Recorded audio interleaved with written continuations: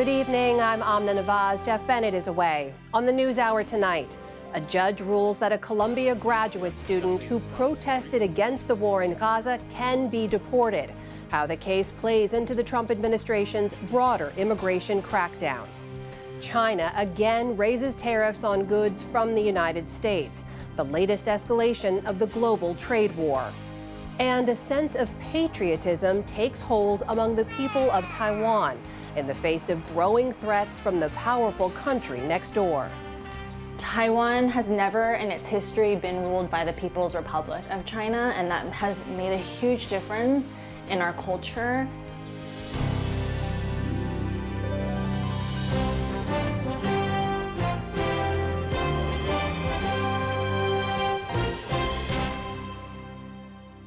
Major funding for the PBS NewsHour has been provided by friends of the NewsHour, including Jim and Nancy Bildner, and the Robert and Virginia Schiller Foundation.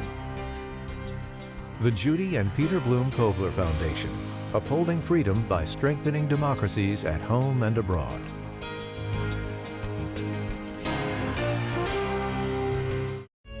The William and Flora Hewlett Foundation, for more than 50 years advancing ideas and supporting institutions to promote a better world at hewlett.org.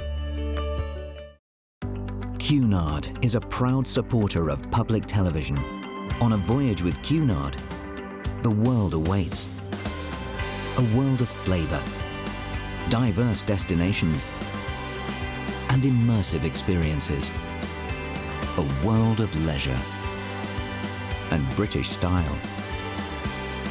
All with Cunard's White Star service.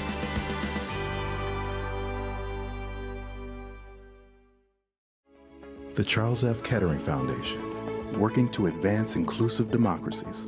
Learn more at kettering.org. And with the ongoing support of these individuals and institutions.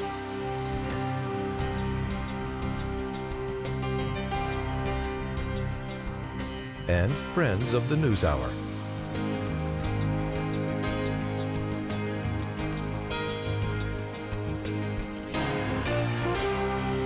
This program was made possible by the Corporation for Public Broadcasting and by contributions to your PBS station from viewers like you. Thank you.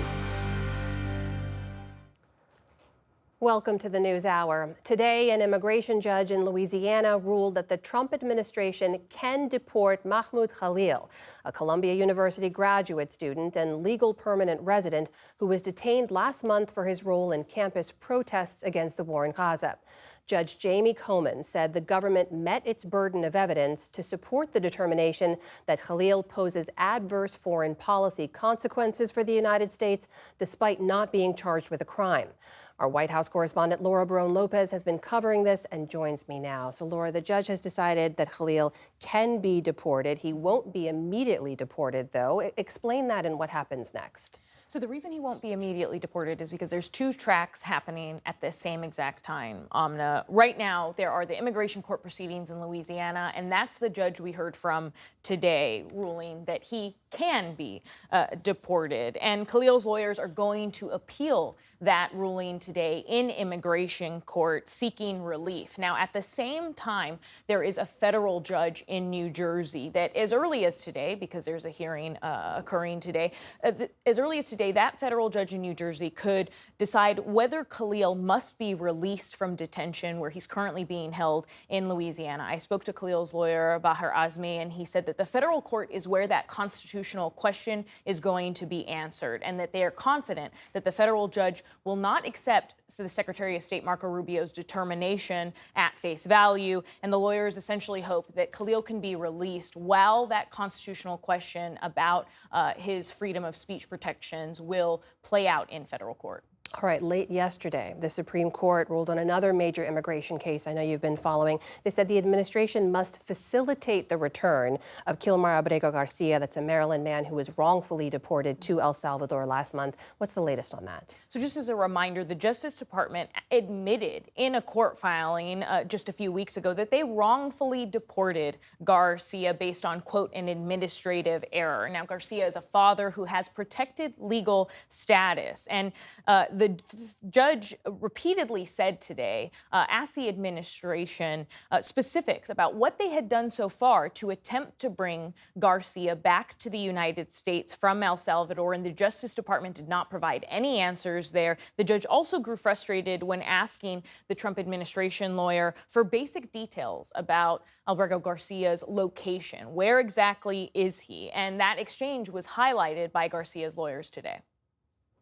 That was the most shocking thing of all, that the attorney for the government wasn't even prepared to answer the question, where is Kilmar Abrego today and what is his custodial status?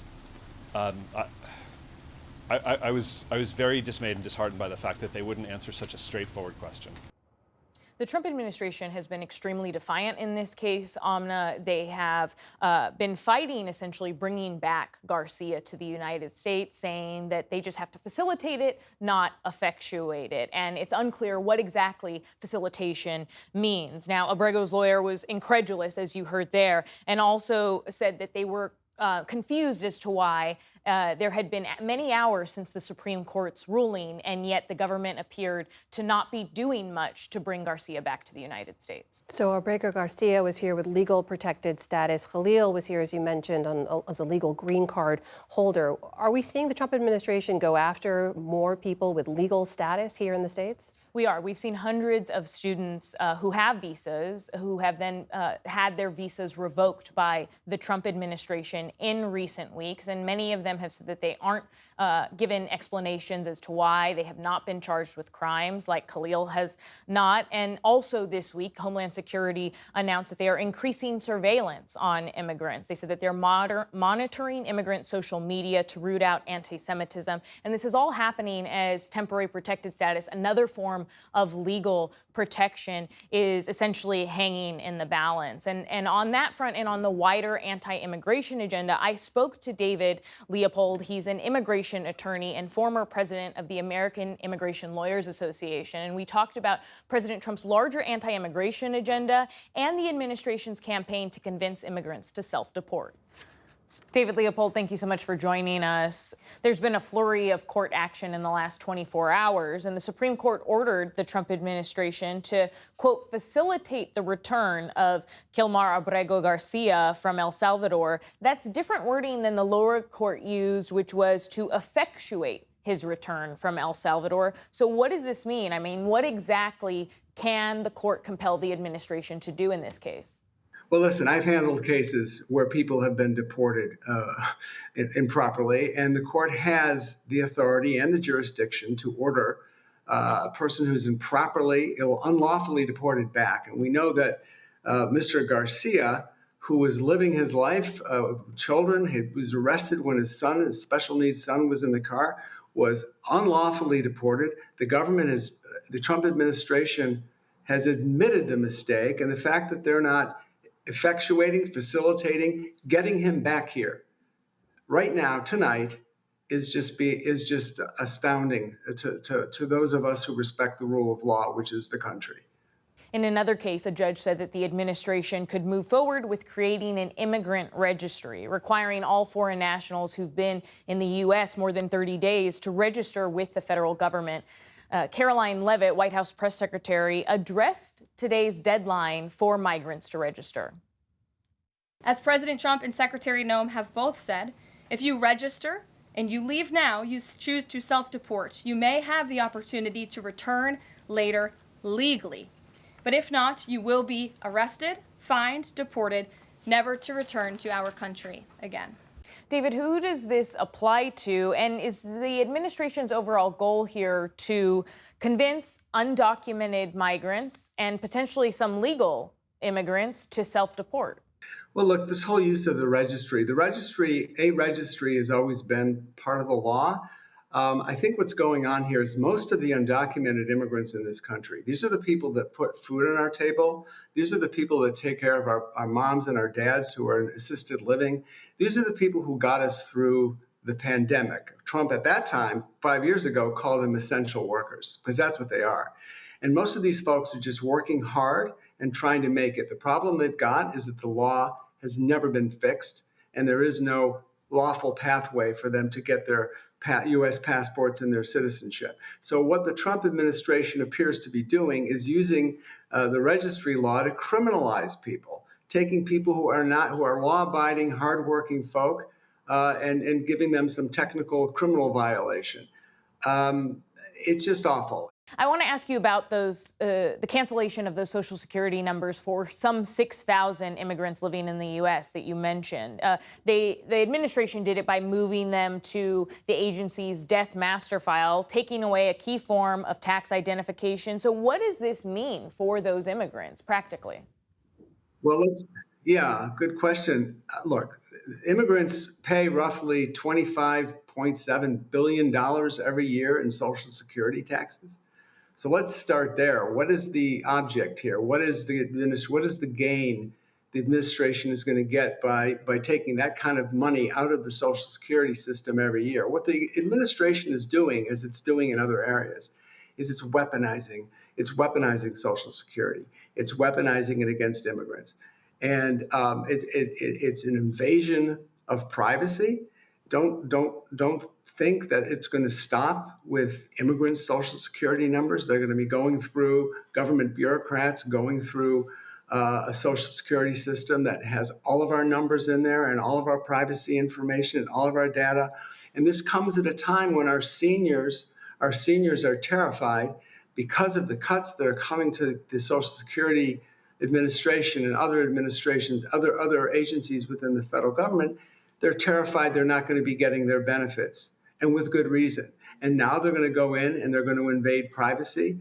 And we know that mistakes are going to be made. What's going to happen when American seniors start losing their benefits because they get improperly put into what they call the death roll or the death registry, or whatever they call it, and they stop getting their payments? What's going to happen when privacy is invaded and people's information that they assumed that they for generations was going to remain private is opened up by government bureaucrats who are making mistakes and getting into the wrong files?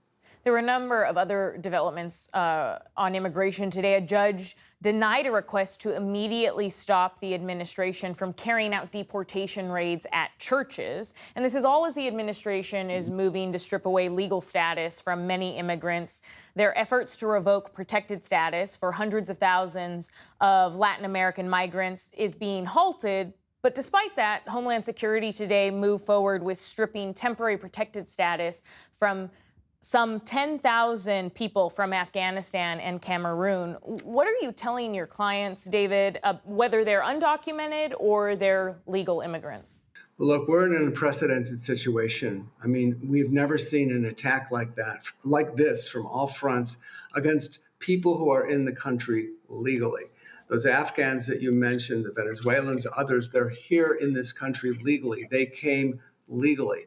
And so what this administration is doing is it's taking the lawful status away and making them unlawful. And they're doing it in a particularly cruel way. We know what happens to people who go back to Afghanistan.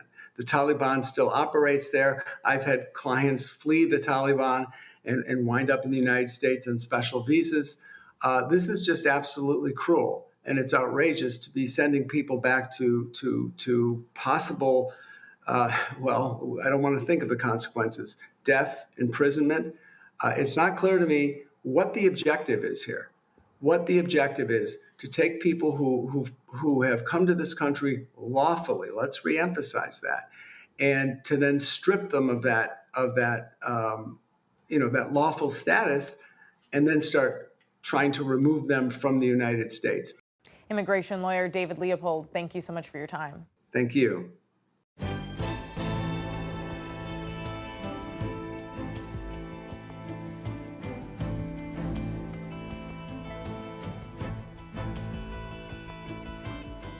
The U.S. trade war with China continues to escalate with no apparent end in sight. Today, Beijing announced it will raise rates on American goods, a direct retaliation to President Trump's sharp increase in tariffs on the world's second largest economy. Lisa Desjardins has this report. On Chinese state television, an economic shot fired. Word that Beijing is raising its tariff on U.S. goods from 84 to 125%, more than doubling the costs. China is a responsible country. In the face of U.S. bullying and hegemony, compromise and concession are not a way out. This after the Trump administration pushed U.S. tariffs on China to 145% earlier this week. American small business owners are watching for fallout. Right now, as it is business, I think we are in a day-to-day basis. Jose Garcia owns a party supply store in Los Angeles and imports much of what he sells. Balloons, latex balloons, ribbons, bags, everything made in China. But other industries say the tariffs could be a godsend, like these shrimpers on the Gulf Coast. We're American businesses. Our whole town thrives off the shrimping industry. Ken Garcia, no relation to Jose, says cheap imports have left U.S. shrimpers struggling. We really needed something to help us, propel us back into profitability. And it looks like these Trump tariffs are going to be able to do that. This comes as Chinese state media reported that President Xi Jinping told world leaders China and Europe must oppose unilateral bullying. So let me make it clear. Europe did not start this confrontation, and Europe does not want this confrontation. Europe, dealing with a 10% tariff from Trump, has welcomed the administration's pause on anything larger. But the European Economy Commissioner had a warning. If we do not see movement also from U.S. side and willingness to move away from this kind of tariff policy, we will have to defend our economy, we will have to defend our companies. Today, the White House said phones were ringing off the hook from countries hoping to make deals. More than 15 offers are already on the table. White House Press Secretary Caroline Leavitt said the president wants Americans to be patient. As he said, this is going to be a period of transition. He wants consumers to trust in him, and they should trust in him. This after 10 days of stock market upheaval that for some might have felt like weeks. On April 2nd, when Trump announced sweeping tariffs, the Dow Jones Industrial began to plummet. It regained some footing when Trump backed off the toughest tariffs earlier this week. But as today started, the Dow was still sharply below where it was last month. Something else is lower, too. New data from the University of Michigan shows consumer confidence dropped for the fourth straight month. For the PBS NewsHour, I'm Lisa Desjardins. The wild week on Wall Street ended on a higher note today. The Dow Jones Industrial Average climbed back above 40,000, while the Nasdaq shot up by more than 2%. The S&P 500 rallied as well by almost 2%. For a closer look now at how these tariffs are already impacting the U.S. and global economies, we're joined tonight by Mary Lovely, a senior fellow who studies tariffs at the nonpartisan Peterson Institute for International Economics. Mary, thanks for being here. It's my pleasure. So let's just begin with the latest retaliation from Beijing, raising tariffs on U.S. imports to 125%. What companies and industries here will feel that, and what are the potential sort of ripple effects of that? Well, obviously, it's going to be our export sectors and our exporters. Agriculture, soybeans, the chicken industry. We sell a lot of chicken to China. Advanced machinery will feel it. So all of these exports are now reaching prohibitive rates, which means that they'll have to turn to somebody else, just as they did during the first trade war. But at these much, much higher rates, the first time rates went up to maximum about 25% on some goods. And now, as you heard today, we're over 100%. I mean, for like the semiconductor business, for example, we know the tariff hurt that industry as well, targets that industry. China, my understanding, is imports some $10 billion in semiconductor chips from the U.S. every year. These new tariffs are going to put pressure on companies like Intel and others with domestic manufacturing. What can they do now? Is there any way that they can still maintain access to the Chinese market, or do they potentially shift manufacturing out of the U.S.? Well, many of them will. Some of them will shift manufacturing out of the U.S. What we're seeing is sort of a bifurcation or a splitting. So you'll see companies investing in the U.S. for the U.S., and they'll be able to operate behind this tariff wall with high prices. So they'll be able to create things that might in the past not have been really economic to produce here because they have these high prices. But for serving the rest of the world, they'll go outside the U.S. They won't have to pay higher taxes on their inputs, the things that they import to use in production, and they won't face retaliatory tariffs from other trade partners. This escalation has continued step by step. Do you see this moving towards negotiation between the U.S. and China anytime soon? No, I don't see it moving toward negotiation. I don't for the big economies. So that includes China and the EU. Smaller countries, particularly those that are more dependent on the U.S. market, will make offers. The president's press secretary has said the phone's been ringing. That rings true to me for smaller countries. But bigger countries, those that can kind of stand up to this aggression, they will stand up. They have to. They have their own domestic political constituents who want them to stand up, and they won't make concessions. I want to ask you about something else I know we've been tracking. We saw again today yields on U.S. government bonds, which is a normally very steady market, rising sharply. We've also seen the continued weakening of the U.S. dollar. What does all of this tell you together as one big picture in terms of how the rest of the world is viewing the U.S. economy right now? I think it's very clear. Foreigners are taking their money out of the U.S. The U.S. was always seen as the safest place, even when we had the global financial crisis about 15 years ago. You know, they actually put money into the U.S. because this is a safe haven. That view of the U.S. as being the home of safe assets is eroding, and we're seeing them move out.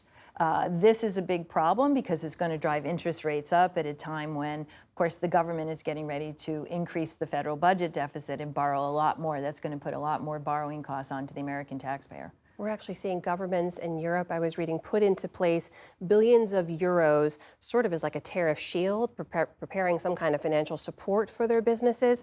What are they bracing for exactly? Well, they're bracing for the loss of the access to the U.S. market, and for Europe, that's basically machinery and autos. Autos will be hit very hard. They're going to be hit under the 25% auto tariffs, which are separate from the so-called retaliatory tariffs or reciprocal tariffs that President Trump now has on pause. Those companies are going to need support. The same thing's going to be here. We're hearing a lot of talk now about providing support for American farmers. So whatever tariff revenue that we have coming in is not going to be used toward deficit reduction. It's going to have to be used to support American farmers in particular. Meanwhile, as you heard Lisa report there, consumer sentiment plunged in April. That was, we should note, across age and income and education and political affiliation. So if prices go up because of the tariffs and consumers pull back, what could that do to the U.S. economy? What could be ahead?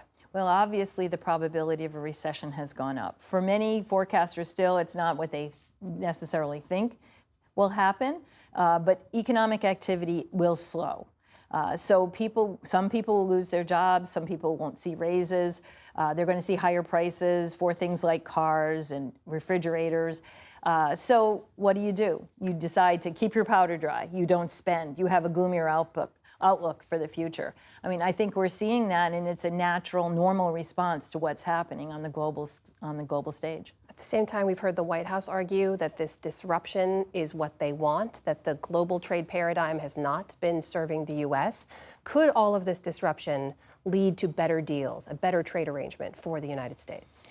Well, there are very legitimate complaints that the U.S. has. However, when you think about it, does bullying may get some concessions, but does it get lasting concessions? Does it get the kind of cooperation? There's lots of ways to put those barriers back in place that are hidden barriers, things that we're actually protesting now. I think that people may have been somewhat disappointed that the U.S. hasn't made further progress on this. I don't think this is going to work. The other thing, of course, is that bringing manufacturing back to the U.S., we have to ask ourselves, what kind of manufacturing? Mm-hmm. Do we want to be making lingerie and shoes, things we get from China? I think when Americans think about reindustrialization, they think about high-tech manufacturing and good jobs. That cannot be done by Q4 of this year. That kind of transition takes years. Mary Lovely of the Peterson Institute for International Economics, thank you so much for being here. Great to talk to you. Thank you.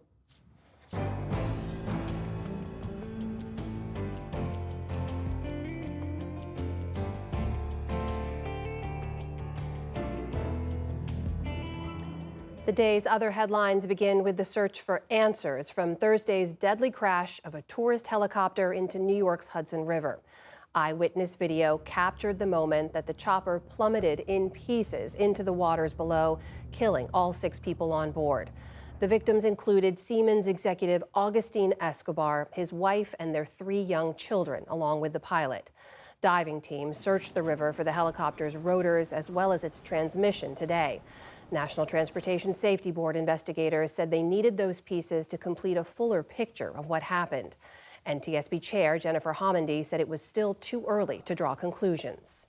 We need to focus on finding some of the additional components and structures that we're looking for, conduct witness interviews, and gather the records that we need. We can review the records later, so that probable cause will not occur for quite some time. In the meantime, in Florida, another fatal incident involving an aircraft. A small plane crashed near a highway in Boca Raton this morning, killing all 3 people on board, according to police. Flames roared up from the crash, injuring another person nearby in a car. The NTSB is also leading the investigation into that crash. A Russian-American dual citizen is safely back on U.S. soil after being imprisoned in Russia for 14 months on charges of treason for donating to a charity that supported Ukraine. An overjoyed Ksenia Catalina hugged her boyfriend on the tarmac of Joint Base Andrews overnight. She was returned in a prisoner swap as the U.S. and Russia look to normalize relations. This all comes as U.S. Special Envoy Steve Witkoff was in Russia today for talks with President Vladimir Putin. Witkoff had been pressing the Kremlin to accept a truce with Kyiv. Meanwhile, today in Brussels, NATO allies pledged another $24 billion in support to Ukraine for its war against Russia, which is now in its 4th year. Iowa Republican Governor Kim Reynolds says she won't seek re-election for a 3rd term in 2026. She was the state's first female governor, serving in the role since 2017. On social media, she said it was a tough choice, but wanted to prioritize being with her family. This wasn't an easy decision because I love this state and I love serving you. But when my term ends, I will have had the privilege of serving as your governor for almost 10 years. Her departure sets up the state's first election for governor without an incumbent in nearly 2 decades. Overnight, the Senate confirmed Air Force Lieutenant General Dan Kane to be chairman of the Joint Chiefs of Staff in a bipartisan 60-25 vote. President Trump has referred to him by the nickname Raisin Kane. Trump nominated him to be the nation's top military officer after he abruptly fired his predecessor, General C.Q. Brown. The Trump administration viewed Brown unfavorably as a backer of DEI initiatives in the military. Kane came under intense scrutiny during his confirmation process for a story the president repeatedly told that Kane wore a Make America Great Again hat when the two first met. Kane distanced himself from politics. For 34 years, I've upheld my oath of office and the responsibilities of my commission. I think I went back and listened to those tapes, and I think the president was actually talking about somebody else, and I've never worn any political merchandise. Kane is a decorated combat pilot, but he technically does not meet the qualifications for the job because he was neither a combatant commander nor a service chief. The president can and has waived those requirements in this instance. The Pentagon has fired the commander of the Greenland space base that Vice President J.D. Vance and Second Lady Usha Vance visited last month. Colonel Susanna Myers wrote an email to staff that was critical of the vice president's public comments during his visit, where he continued to push for the U.S. to take control of Greenland.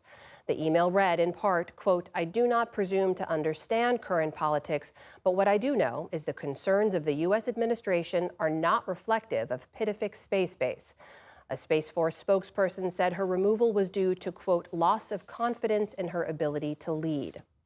And a number of nations have agreed to impose what's effectively the first global tax on greenhouse gas emissions from shipping. It'll entail a minimum $100 charge for every ton of greenhouse gases that ships emit above certain levels. The revenues, estimated between $11 and $13 billion a year, will go toward renewable fuels and tech to help shift the sector toward green shipping. The U.S. was not a part of the agreement, which is set to take effect in 2027. Still to come on the NewsHour, David Brooks and Jonathan Capehart weigh in on the week's political headlines. And a new film chronicles a Navy SEAL mission in Iraq based on the memories of those who lived it. This is the PBS NewsHour from the David M. Rubenstein Studio at WETA in Washington, and in the West from the Walter Cronkite School of Journalism at Arizona State University. Over the past few days, we've brought you a series of reports about how Taiwan is strengthening its military and society in order to fend off aggression from mainland China. Tonight, Nick Schifrin looks at how, in recent years, the people of Taiwan have increasingly identified themselves as Taiwanese, not Chinese, in everything from food to sport.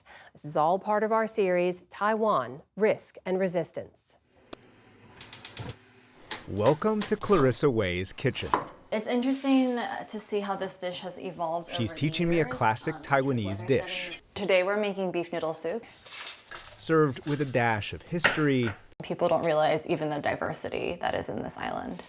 And a side of politics. In terms of our political stance, who we are as a country, we are Taiwanese. So now we're gonna add in the noodles. Wei is the Taiwanese-American author of a Taiwanese cookbook whose family has lived on this island for 2 centuries. I'm using black soybean soy sauce today, and that's very unique to Taiwan.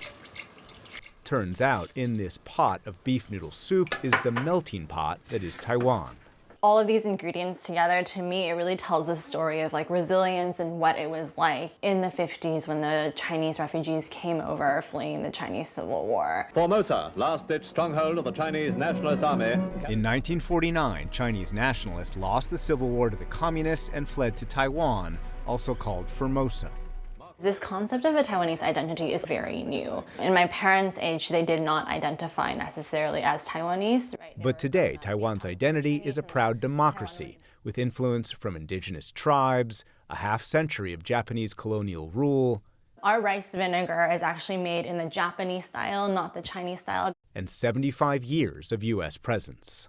People have brought different food cultures, different food techniques, and where we are right now, people are sort of combining that together to form something that is very uniquely Taiwanese. A uniqueness that Wei says has fused because of Chinese behavior and Chinese military action directed at Taiwan. There is a politics involved with that Taiwanese identity, as created in part by Beijing's coercion and aggressiveness. Yes. When I say, you know, beef noodle soup is Taiwanese, it is incredible how many people are mad at me from the other side. Taiwan has never in its history been ruled by the People's Republic of China, and that has made a huge difference in our culture. So what am I smelling in this? A lot of spices, so there are peppercorns in there. It's not just about taste. Cardamom. It's about how it makes Taiwanese feel. Oh, and the beef is so soft. Mm-hmm. Yeah. You know, even though this was invented from people from China, they were fleeing the People's Republic of China. And then they created this in Taiwan, you know, as an act of resilience, as an act to feed their family. And this is the product of Taiwanese history. Creating their own food, creating their own identity. Exactly. That identity can also be seen in a different kind of fusion of America and Japan. Taiwan's national identity is heavily shaped by the United States, which has had a presence on the island for decades, but it's also shaped by the island's Japanese colonial era. And it was Japan who brought the national pastime to Taiwan, baseball. Taipei recently hosted qualifiers for the World Baseball Classic. Looks like your local Sandlot. With a few enthusiastic, color-coordinated additions. And in the booth upstairs, Tseng Wang Cheng was calling the game. He's been a commentator for 40 years and a fan for even longer. So this is the souvenir room. Back in his home, he shows off his favorite keepsakes, Taiwan's most famous major leaguer, Tseng immortalized in bobblehead, and Tseng with Taiwan's former president wearing the uniform of his favorite team. I grew up just like every other kid in Taiwan. I've loved baseball since I was little. Baseball was my childhood, my everything. It was introduced during the colonial period by Japan. So how has it become Taiwanese and part of the national identity? Taiwan has faced challenges gaining international recognition and establishing itself as a nation. But when our baseball team competes, wins, and earns respect, it feels like we're putting Taiwan on the map. It's more than just a sport. It gives us a sense of pride. The crowd reacting too, big time. Line back to the glove, and Xu makes the catch, and the inning is And over. yet, under Olympic Committee rules created by Chinese pressure, the team competes internationally not as Team Taiwan, but as Chinese Taipei. That's led to a coded gesture of national pride by the team captain, who framed his jersey where he says it should say Taiwan, an act of defiance repeated by Taiwan's vice president and backed up by Astrid Huang. I don't like other people, other countries call us Chinese Taipei. I think we are Taiwan. There is not unity here about Beijing or identity politics. Especially for Chinese Taipei, we need to win today. Yes, you do. But as people here increasingly identify themselves as Taiwanese and not Chinese, so they consider themselves Team Taiwan. The name Chinese Taipei is something we had no choice but to accept. But deep down, we all see ourselves as Team Taiwan, not Chinese Taipei. So whenever there's a chance to highlight our true identity, we take it. An identity that many here say is made in Taiwan. For the PBS NewsHour, I'm Nick Schifrin in Taipei, Taiwan.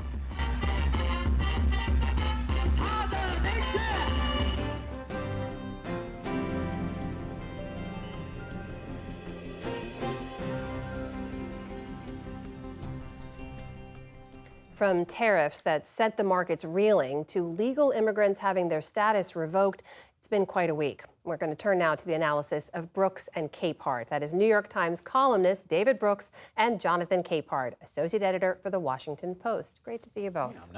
So, roller coaster week for the markets, as you've both seen, driven almost entirely by this on-again, off-again tariffs policy. Jonathan, the White House says this was all the art of the deal, that the countries are now lining up to negotiate separate country-by-country trade deals.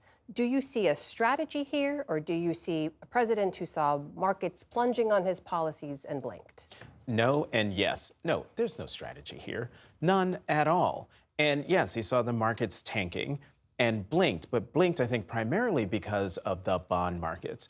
And you had a segment earlier where you talked all about this, but I think people need to understand and appreciate that while Donald Trump has been able to defy political gravity, this week he learned that he cannot defy economic gravity. And when the bond markets, when folks who usually go to the bond market, when the stock market is going bananas and they decide to sell off their bonds, that has enormous implications for the American economy, for bonds being the safe haven for the world. That's not the case anymore. And the idea that he single-handedly is going to wrangle the world to his view on tariffs is, I don't know how else to describe it other than insane. David, what do you make of that? Yeah, I remember, wasn't it James Carville in the Clinton years who said when he died he wanted to be reincarnated as the bond markets because they have all the power? So there's some truth to that. I think there's been a shift, and so there was some rationale.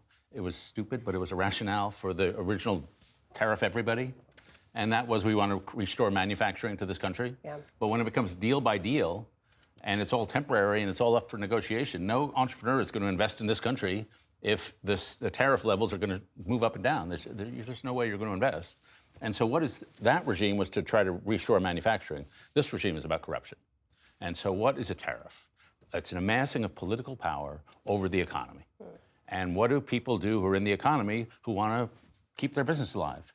They have to find a way to bribe the political leaders who run the tariffs.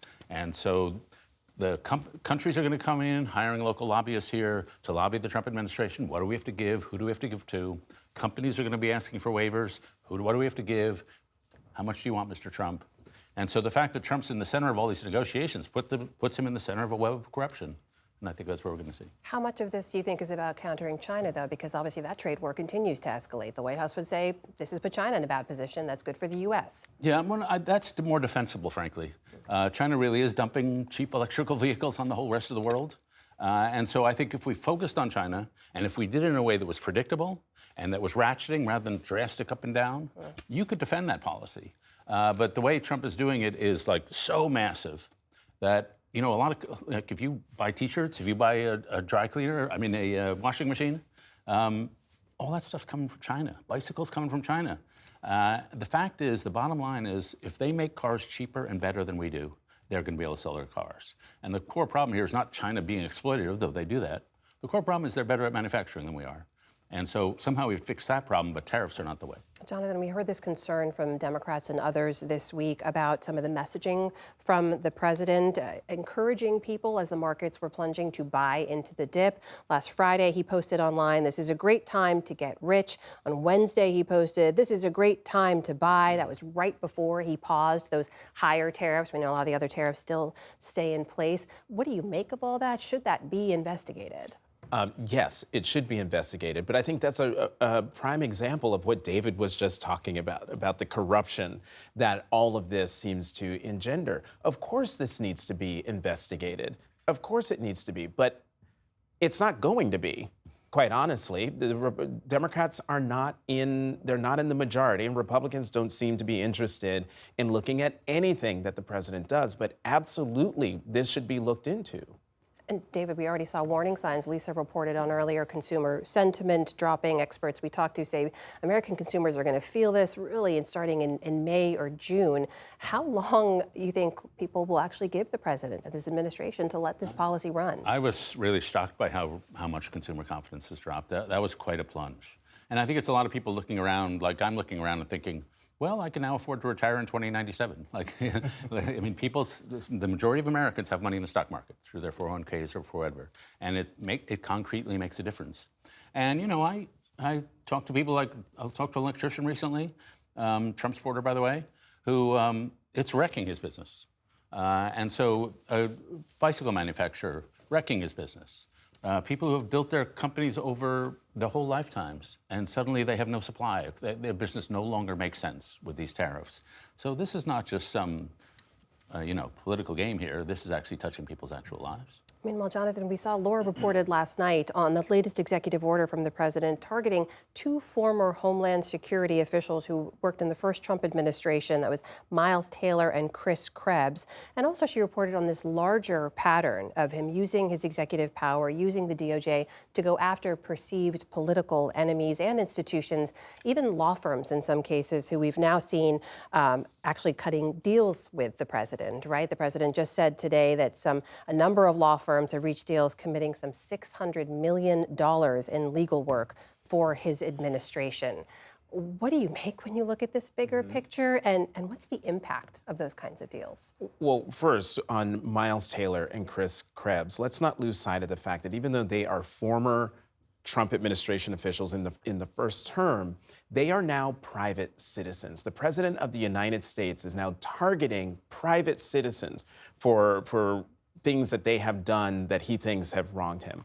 When it comes to the law firms, what's so, among the many things that's so troubling about all of this $600 million that you just mentioned, that $600 million in pro bono work that those law firms could have used for all the other causes and people who can't afford legal representation, to help them hold the government accountable in one way or another. And instead, what the Trump administration has done has been able to work up a $600 million legal slush fund, if you will, to have the administration go after, in another way, his enemies. Remember, Donald Trump ran for another term in the White House saying, "I will be your retribution," and then on the campaign trail talking about going after his political enemies, seeking vengeance. This is what we're seeing. This is the result, and it should trouble everyone. David? I benefited a lot from a piece Jonathan Rauch wrote in The Atlantic maybe a month ago or a couple weeks ago, saying there are certain systems. People say Donald Trump is verging on authoritarianism, but the real thing he's verging on is patrimonialism. And patrimonialism, authoritarianism is based on institutions and a set of laws, but patrimonialism is the attempt to turn the government into a family business. And it's sort of a pre-modern form of government. If you go back before democracy, before the Treaty of Westphalia and all that kind of stuff, it was run by families. And the family enriched itself, and they took after anybody who threatened a family. It's a little like mafioso. It's like they're making an offer you can't refuse. And so Trump is treating the justice system the way the father of this patrimonialistic system would treat it. And he's going after things that are just personal. And so that's the erosion of democracy, which is supposed to be about clear laws that apply to everybody. And we no longer live in that system. Meanwhile, we know this week there was a lot of headlines, a lot of news on the legal front when it comes to immigration policy.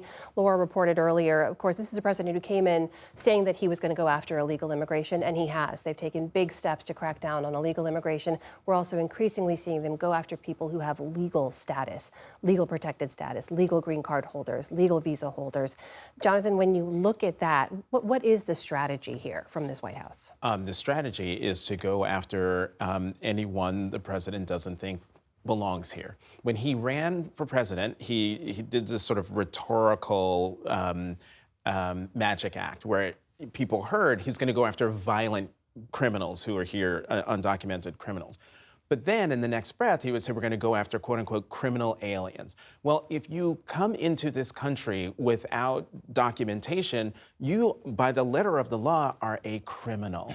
And so that, to me, was a signal. He's not just going after violent criminals. He's going after anyone who is not here, quote unquote, legally.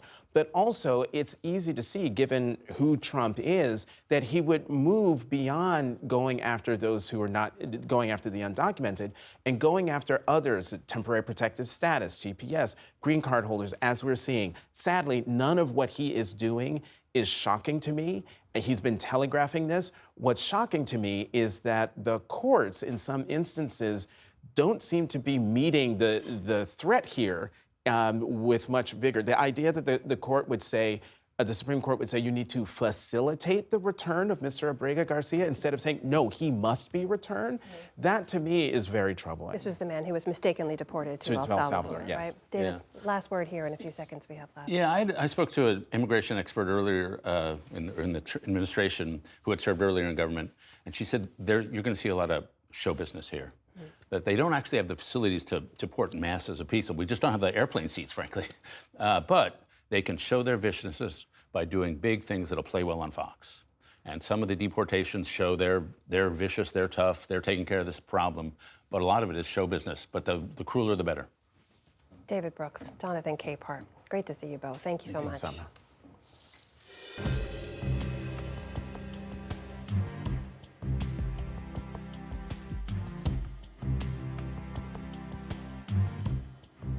The film Warfare, which premieres tonight in theaters across the country, is not your typical war movie.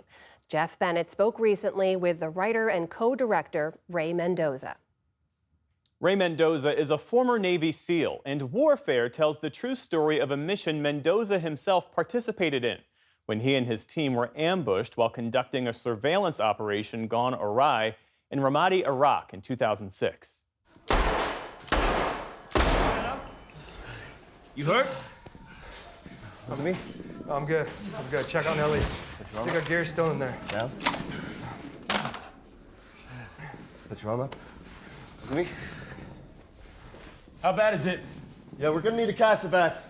The film is based entirely on the memory of those who lived through it, and Mendoza and his directing partner, Alex Garland, say their goal was to ensure a high level of authenticity, to capture the pain, exhaustion, and brutal reality of war. Our discussion is part of our arts and culture series, Canvas.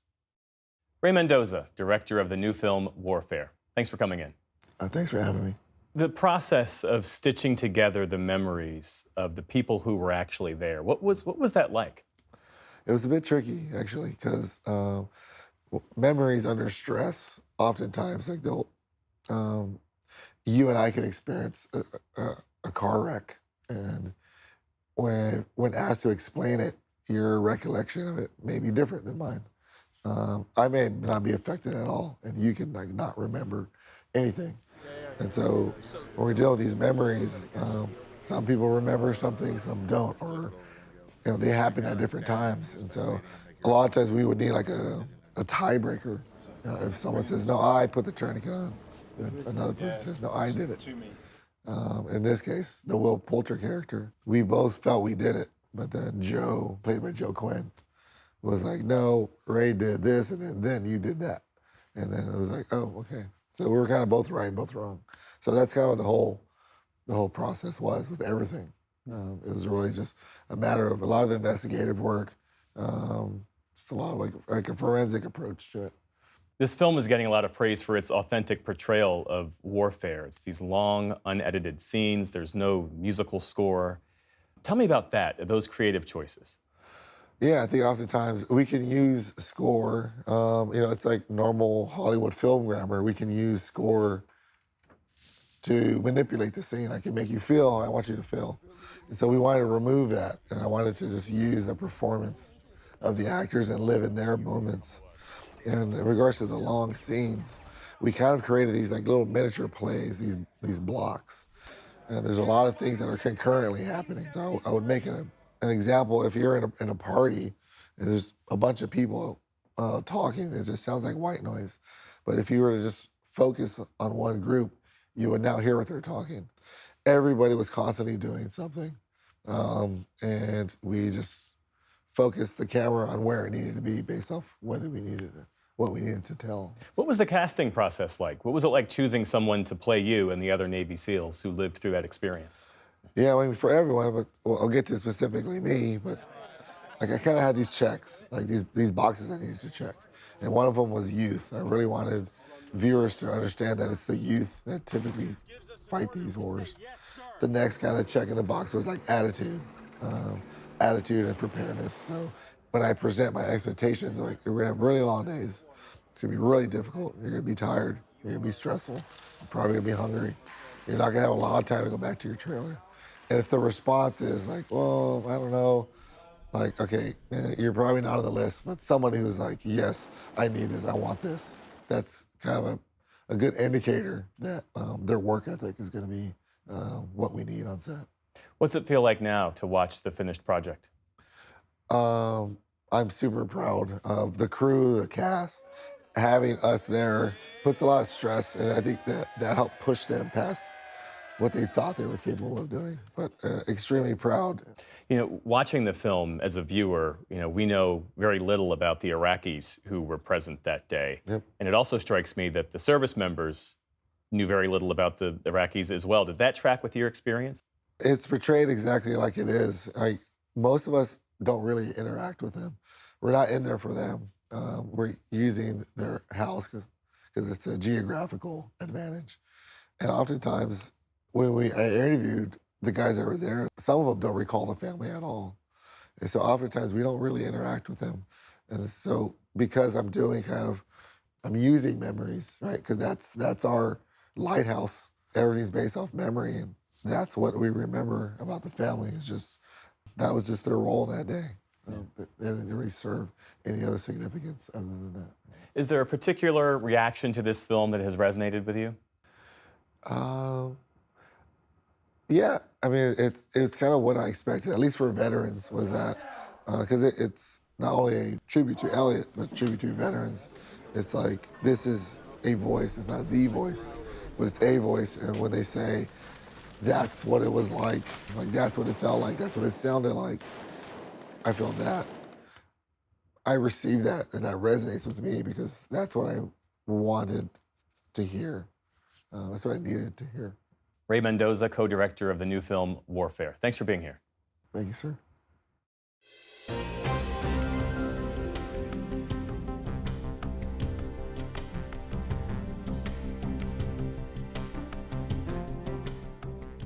Be sure to watch Washington Week with The Atlantic tonight right here on PBS. Moderator Jeffrey Goldberg and his panel discuss the economic uncertainty the tariffs have unleashed and what's ahead. And on PBS News Weekend tomorrow, we explore why a growing number of patients are getting hit with unexpected fees from their doctor's offices. And that is the NewsHour for tonight. I'm Amna Nawaz. On behalf of the entire NewsHour team, thank you for joining us and have a great weekend. Major funding for the PBS NewsHour has been provided by the ongoing support of these individuals and institutions, and friends of the NewsHour, including Kathy and Paul Anderson, and Camilla and George Smith. The Walton Family Foundation, working for solutions to protect water during climate change so people and nature can thrive together. Certified financial planner professionals are proud to support PBS NewsHour. CFP professionals are committed to acting in their clients' best interest. More information at letsmakeaplan.org. It really matters when you have an opportunity to give back.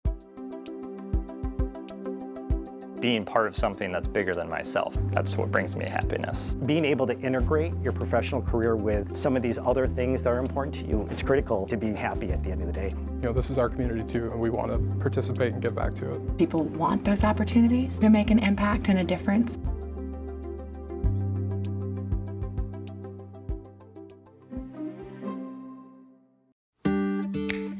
The John S. and James L. Knight Foundation, fostering informed and engaged communities. More at kf.org.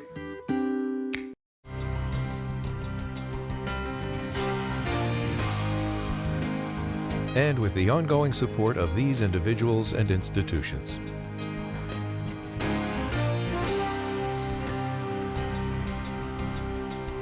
And friends of the NewsHour.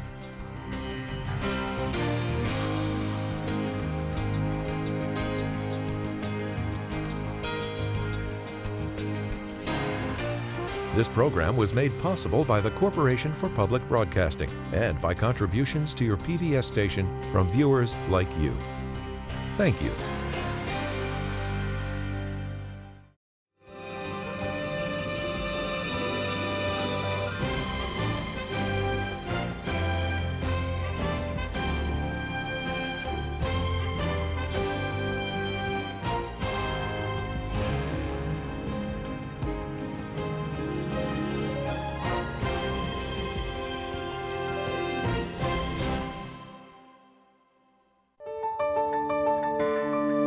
You're watching PBS.